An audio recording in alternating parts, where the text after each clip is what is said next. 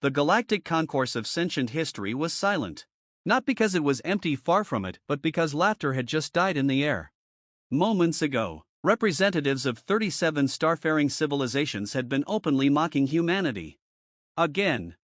Ambassador Elias Monroe stood alone at the center of the circular chamber, hands folded calmly behind his back, his face neutral despite the echo of derision still ringing between the towering crystal pillars. "A museum fleet?" chittered the Virexian delegate, mandibles clacking in amusement. "You expect us to believe those corroded hulls can even maintain orbit?" "They still use manual override levers," added the sleek, silver-scaled Kelry diplomat. "We retired those before discovering hyperspace." Laughter rippled across the chamber. On the massive holographic display behind Monroe hovered the images of humanity's so-called heritage fleet, ancient, blocky warships with angular hulls, faded insignias, and visible external armor plating, no adaptive morphic alloys, no shimmering shield lattices, no visible AI cores. Just steel. Old steel. Ships pulled from museums, memorial docks, and orbital graveyards. Ships that should not have been flying. Monroe did not smile. He did not argue. Instead, he said quietly, "Those ships are not relics." The laughter returned, louder this time. "They are teachers," Monroe continued, "and today, they will teach you why humanity survived long enough to join this council at all." The chamber's lights flickered. An alarm tone cut through the mockery. Then another. And another.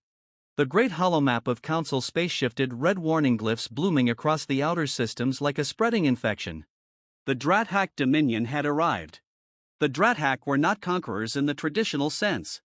They were exterminators. A hive species forged in radiation-bathed neutron systems, they viewed all other life as biological inefficiency. Their fleets were vast, sleek, and terrifyingly advanced, ships grown rather than built, fused with living command matrices and adaptive weapon symbiotes. They had erased 6 civilizations before the Council even agreed on the wording of a response. Now, their armada burned toward the concourse itself. Council defense fleets mobilized instantly, quantum cruisers, gravitic lances, AI-directed killnets. They were annihilated in minutes. Drathack weapons adapted faster than Council shields could recalibrate. Entire squadrons vanished in bursts of violet radiation. The Council chamber trembled as shockwaves rippled through subspace. Panic erupted. "This is impossible," screamed a delegate. "Our fleets are state-of-the-art." Monroe closed his eyes briefly. Then he spoke. "State-of-the-art," he said softly, "is exactly what they expect." He turned and gestured. The hologram shifted again, zooming past the burning wreckage of Council defenses and locking onto a formation emerging from hyperspace at the system's edge. The Heritage Fleet. They came in silence. No glowing hulls. No adaptive light fields.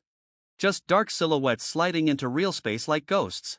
At their head flew the UNS Resolute, a pre-FTL-era dreadnought retrofitted countless times over 3 centuries. Its hull bore scars from wars so old their names were half forgotten. Behind it came cruisers, carriers, destroyers, ships built before galactic standardization, before AI tactical command, before the galaxy decided war should be clean. These vessels, Monroe said to the stunned Council, were designed when humanity believed defeat meant extinction. On board the Resolute, Admiral Hanakade watched the Drathack fleet fill the tactical display. They were outnumbered. Outgunned.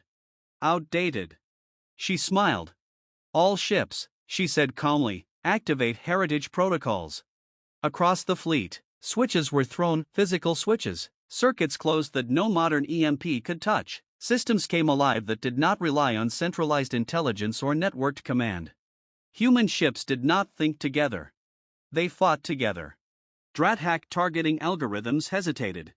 The human ships did not broadcast standard threat signatures. Their weapons emitted no predictable energy buildup. Their movements were erratic, almost crude. Then the Resolute fired.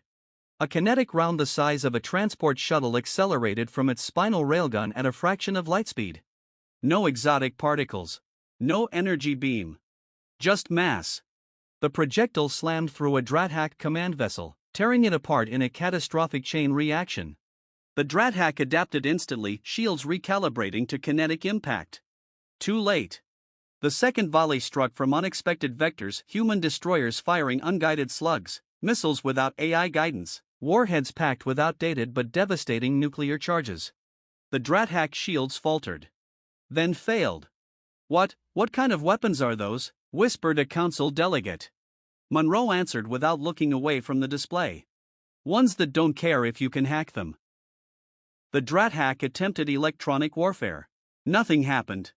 They deployed nanophage clouds to disable human hulls. The old steel didn't register as compatible material. They tried to seize command signals. There were none to seize. Human ships operated on compartmentalized command, local control, and human intuition. Every vessel could fight blind, deaf, and alone if necessary. And many of them did.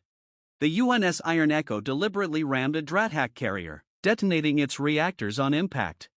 The last argument of Terra launched fighter craft piloted by people, not drones, fighters that maneuvered unpredictably, exploiting gaps no algorithm could predict.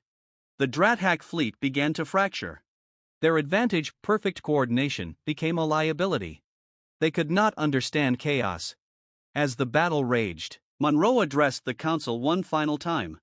"You built fleets to win wars efficiently," he said. "We built fleets to survive losing them." The Heritage Fleet advanced relentlessly. Each ship carried the weight of human history, wars fought when defeat meant annihilation, when surrender was extinction, when innovation was born from desperation. These ships were not obsolete.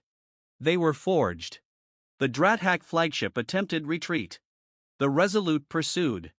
Admiral Cade authorized the final weapon. A weapon no modern navy used anymore. A broadside. Dozens of cannons fired simultaneously, kinetic, nuclear, chemical, and experimental all at once. The Drathack flagship vanished in a starbright explosion. The remaining invaders fled into hyperspace, their armada shattered. The silence that followed was absolute. The galactic concourse was quiet once more, but this time, there was no laughter. Delegates stared at the fading hologram of the human fleet, battered but victorious. Ships that should have been static exhibits. Ships that had saved them all.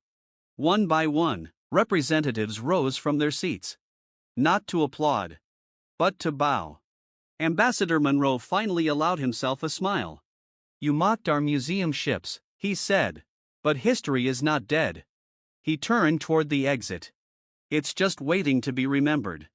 Far beyond the chamber, the Heritage Fleet powered down, scarred, smoking, and triumphant. Tomorrow, some of those ships would return to their museums. But now, new plaques would be added beneath their hulls. Not relics, not antiques, but proof that when humanity fights, even the past rises to defend the future.